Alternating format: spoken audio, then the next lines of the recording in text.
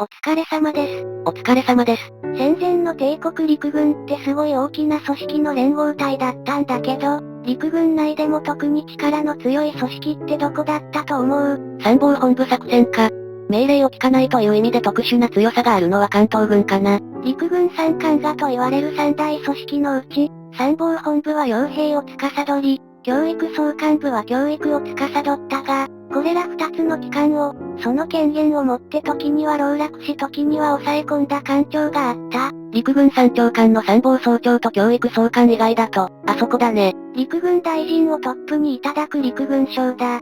陸軍省は、陸軍三艦がのうち軍政を司った艦長にして、陸軍予算を通じて陸軍全体に強いコントロールを及ぼし、かつ、閣議や議会に出席する陸軍大臣を通じて徐々に政治的影響力を行使していった重要組織だった。今回は、この陸軍省、中んづく、陸軍省内で中枢の中の中枢と言っても過言ではない、陸軍省軍務局を中心に解説をしたい。なお、当チャンネルのさらにマニアックな動画をアップしているメンバーシップにつきましては本動画の最後にご紹介をしております。陸軍省軍務局って何を担当するとこなの？誤解を恐れず言えば、帝国陸軍における作戦以外の重要事項すべてを担当するところ、と言えるだろう。さらには、帝国陸軍の参謀本部が立案した作戦であっても、作戦の遂行には糧秣や資材や武器弾薬が不可欠だが、これらの調達に伴う予算や資材は陸軍省が差配するため、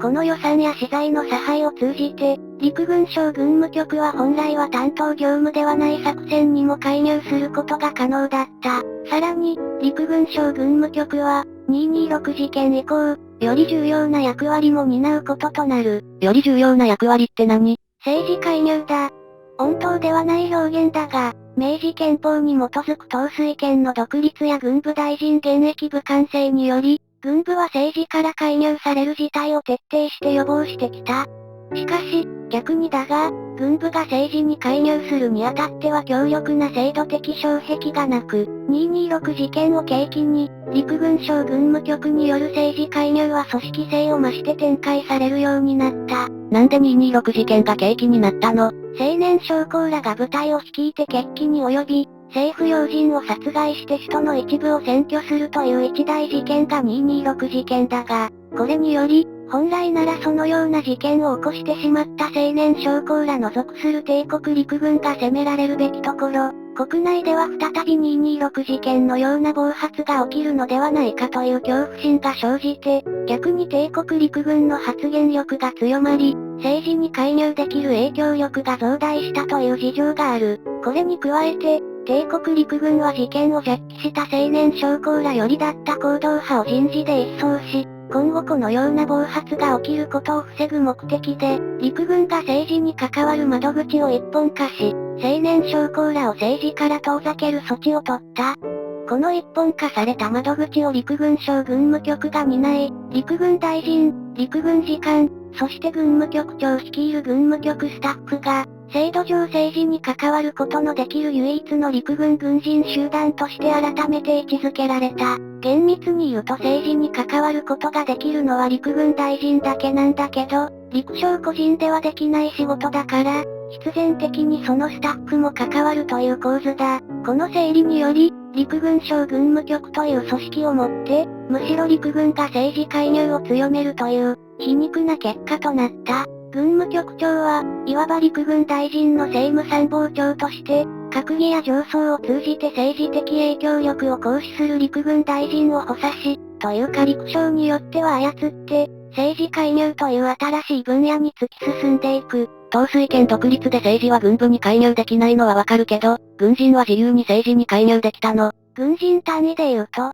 政治関与の禁止は課せられており、選挙権の不存在、政治的団体の集会参加の禁止など、個人単位では政治関与禁止だった。なので、政友会総裁に就任し首相となった田中義一や、政界の惑星と称された宇垣一茂なんかは、両者とも陸軍対象だが、現役を退いてから政党との関係を深め、政治的影響力の醸成に努めている。しかし、陸軍省軍務局という唯一の窓口に政治との関わりを統合することで組織的な政治介入が可能となり、帝国陸軍の発言力が増大する時代になると、現役を退いてまで隊長する政党に乗っかる必要性は薄れ、バリバリ現役の軍人らが政治に関わるという状況が現出することとなる。ある帝国陸軍の幹部の戦後の階層だったと思うが、政治という不慣れな分野に軍部が入っていったのがそもそもの間違いだったと解雇していたのを思い出すね。陸軍大臣の政務参謀長たる軍務局長は、陸軍の軍事政策を実現するための議会工作や、陸軍内の調整業務を一手に担い、その政治力は大きかった。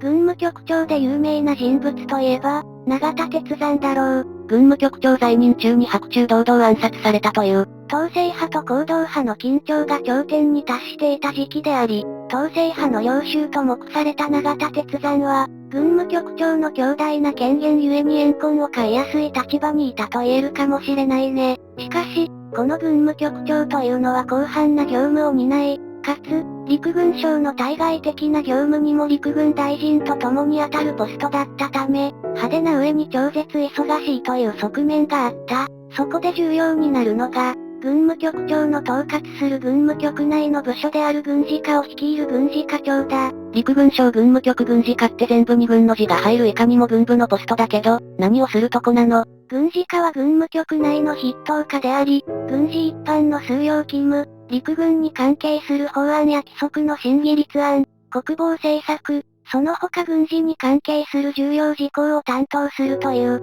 要は極めて広範な権能があった。その中でも、陸軍省の権力の源泉である権能を軍事課は握っていた。権力の源泉たる権能って何？予算だ。大蔵省から取ってきた陸軍予算を、陸軍内でどのように配分するか、形式上は陸軍省経理局が存在したが、重要な配分の決定権限については軍務局の軍事課予算班が握っていた。この予算権限があったことで、軍事課員は陸軍省内の中心とみなされ、参謀本部作戦課員と並ぶエリート中のエリートと目されたそうだ。軍事課予算班には予算権限を背景に横暴な言動に及ぶ人もいたのかな？軍内のあらゆる箇所から寄せられる金の請求をバッタバッタと切っていく役職だから、とかく恨まれるポストだったらしい。時には階級が上の古参軍人に対しても、階級が下の軍事課予算班員が権限を発動する立場となるため、予算班員には良心が求められたとする軍事課 OB の階層がある。良心が求められたということは横暴な言動をする軍人がいた少佐と推測するのは邪推だろうか。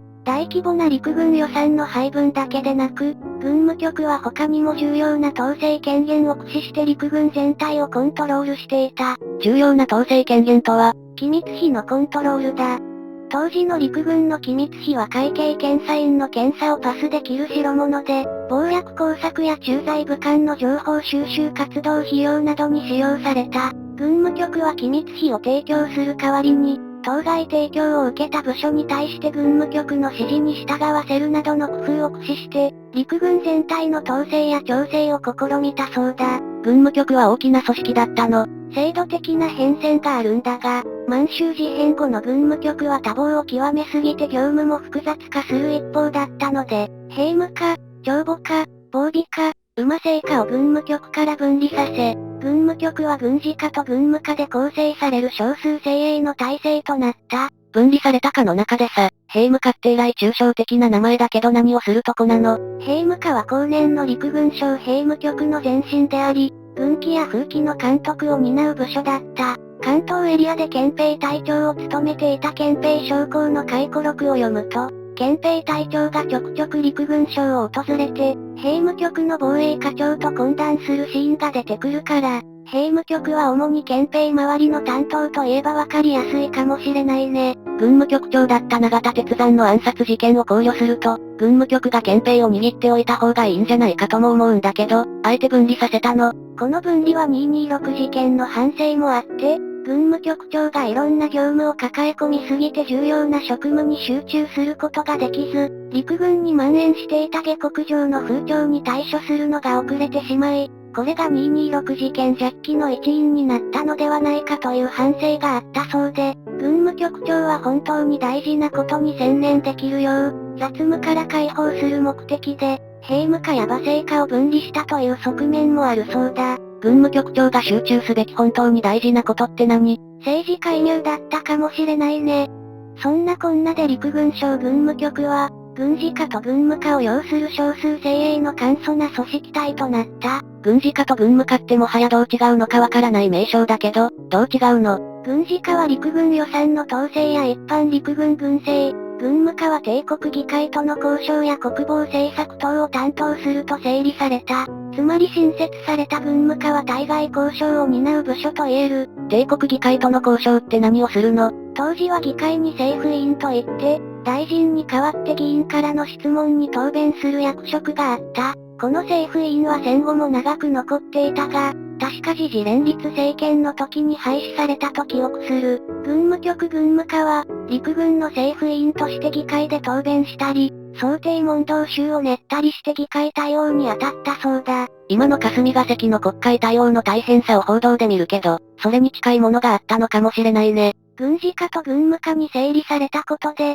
政治介入を組織的に遂行する体制が整った陸軍省軍務局は、陸軍大臣を補佐ないし操作しつつ、特に日中戦争以降、政治に深く介入していった。この様子を見て、他省庁の官僚も、政党の凋落と軍部の交流を肌で感じ取り、大東亜戦争開戦直前期には、政治的な窓口である軍務局に耳目をそば立て、新しい権力者たる陸軍の動向に一喜一憂したそうだ。しかし、新しい権力者たる陸軍省にも、苦手な官庁が存在した。どこ？内務省、宮内省。予算編成権を握る大蔵省だ。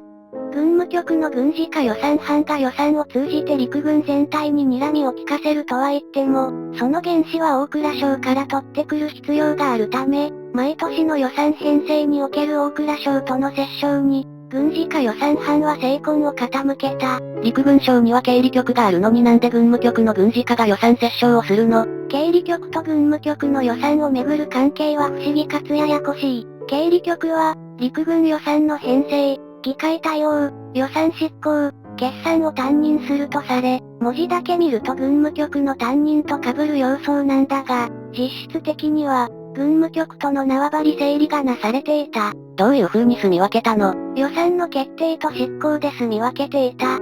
つまり、どこにどう予算を使うかを決めるのは軍務局で、決めた後に予算を執行する経理的な実務を遂行するのが経理局だった。経理局を予算執行の手足と表現する指摘もあるので、この文脈で言うと軍務局は頭になるだろう。ちなみにだけど、細かい予算配分については経理局もタッチし、大蔵省や帝国議会との交渉では軍務局の軍事課予算班と経理局が歩調を合わせて協業したそうだ。大蔵省との折衝はかなりの神経戦で、がめつい予算要求をしてくる作戦当局や兵器開発部門と、予算を削減しにかかる大蔵省との間で、軍事課予算班は板挟みになりながら予算折衝に努力したそうだ。無事に予算案が閣議決定されると、軍事課予算班を中心とする陸軍の面々は、大蔵省幹部らを料亭に招いて接待し、お互いに予算折衝の労をねぎらったそうな。あの時代の天下の陸軍が官僚を接待していたとは意外だ。閣議で予算案が決定されても、帝国議会の協賛つまり議決が必要だから、軍事課予算班は大蔵省との折衝を終えると、今度は帝国議会を構成する衆議院各派と貴族院各派にご説明をすることになる。もっとも、これは自局もあって大蔵省との折衝ほど大変なものではなく、ご説明の場で質疑応答はなされるものの、そのまま懇親会に移行したそうだから、帝国議会の親軍的雰囲気が濃くなればなるほど、議会対策は楽になっていったのかもしれないね。陸軍省軍務局と参謀本部との力関係はどうだったの？一般的な感覚としては、作戦を司る参謀本部が軍内で優位に立ちそうだが、実際は逆で、特に大本営が立ち上がる前の時期は、作戦を立案するにも資材等に予算の手当が必要な参謀本部は、予算を握る軍務局に対し列位に立たされていたそうだ。また、統帥権独立を盾に参謀本部が独善的に作戦を立案できたかというと、特に大東亜戦争開戦前は、政治に対する窓口である軍務局が外交や財政を考慮して参謀本部の作戦案に注文をつけるなど、参謀本部にとって陸軍省軍務局は何かと煙たい存在だった。例えば参謀本部が国防傭兵の必要性を踏まえて師団を増設すべしと判断しても、参謀本部の独力で師団を増やすことはできなかった。どうやったら師団を増やせるの？参謀本部が師団増設を必要とする提案を練り上げて陸軍省軍務局に回し、軍務局は政府の外交政策や財政との調整を考慮して参謀本部と協議し、必要な軸の修正や経費金額の調整をし、次年度の陸軍省予算案に組み込み、今度は軍務局が大蔵省と折衝し、大蔵省の承諾を得られれば閣議に提出され、帝国議会の協賛も得てようやく師団増設が実現に至るという、何段階ものハードルが存在した。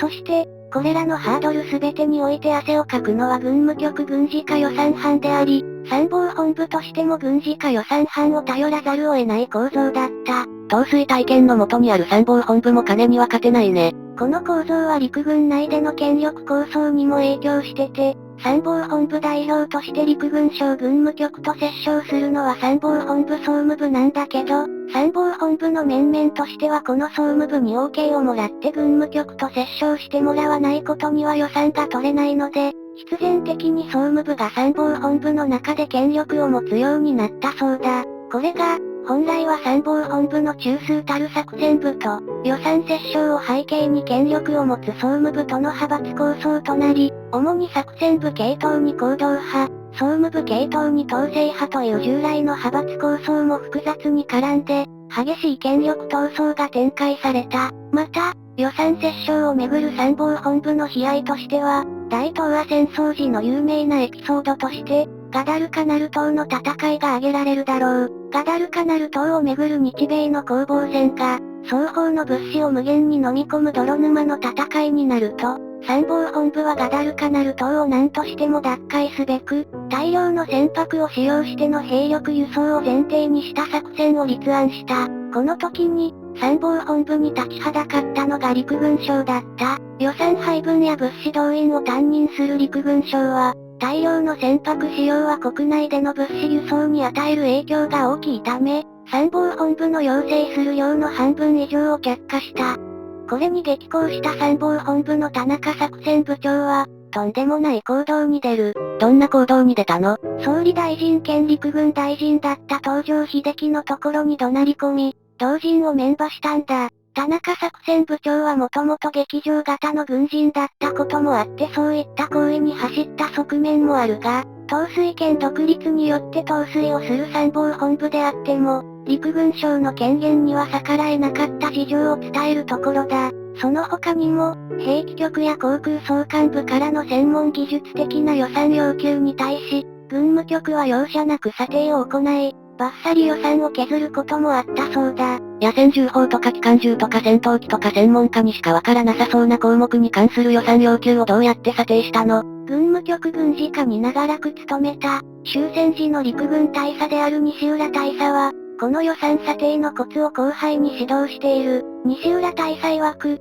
第一に必要性すなわち目的を審査し、第二に可能性すなわち時期と効果を審査し、戦局と帝国陸軍の戦略も加味して予算の優先順位を決定するのが肝要で、細部にわたる専門技術的な事項は専門家に委任せよ、という予算統制のコツを伝授している。専門技術や知識は不要ということなのかな？ただし西浦大佐は軍事課予算班に配属されるや、仕事終わりに行政法や財政の勉強に打ち込み、他の省庁の官僚と渡り合う知識を身につけて軍事課の仕事に役立てていたそうだから、何でもかんでも専門を無視して対極的にということでもなかったと思われる。軍事課予算班のトップはベテランが務めたのかな？それが意外にも、軍事課予算班長は陸軍少佐が就任するのが慣例だった。少佐でそんな大仕事ができるの？典型的な陸大卒の将校の場合、参謀養成学校たる陸軍大学校を卒業して現場での勤務を経た隊員が陸軍中央に移動して、